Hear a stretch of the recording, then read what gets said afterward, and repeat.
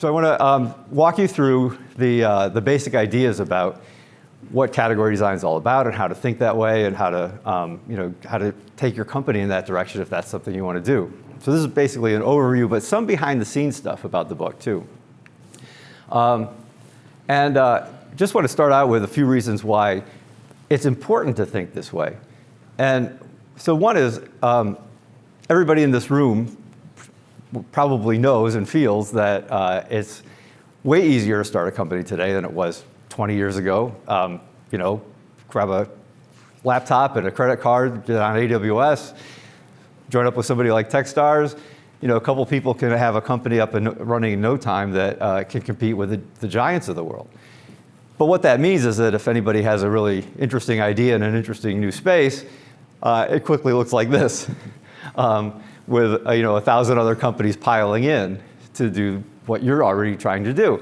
So it becomes really hard to stand out unless you are establish yourselves as some kind of a leader, a thought leader, a category king in a particular space.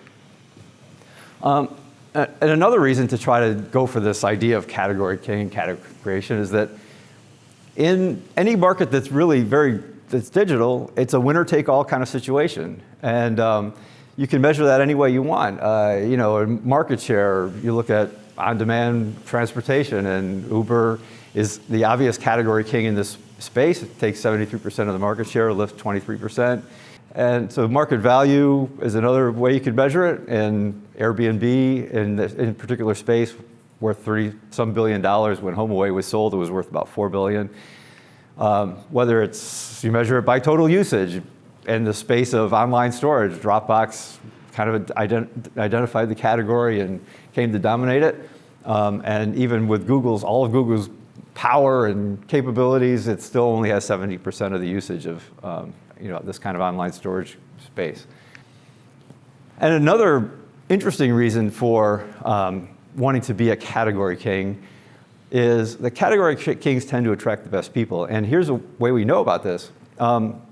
About a year ago, LinkedIn decided to do a study using its data to try to figure out what were the 25 companies that the most talented people in the world want to work for.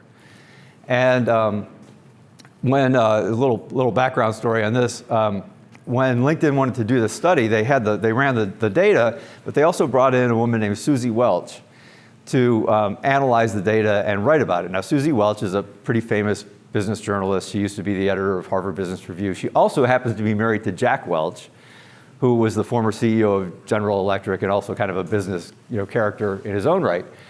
And so we didn't even really know about this project. And then one of my co-authors, Al Ramadan, got a call one day from Susie Welch saying, we're doing this study, and I happen to have been reading your book. And I noticed that if you map the companies that are landing on that list of the ones people want to work for to the idea of category kings, most of the companies on the list are identifiably category kings. And she wanted to talk to us about the dynamics and why that was.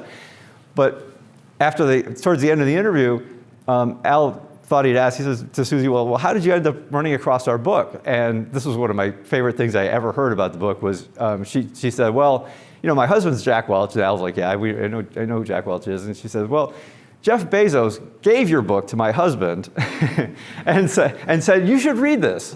And then my husband gave it to me and said, you should read this. So that's apparently we're floating around in some pretty high, stratospheric circles there.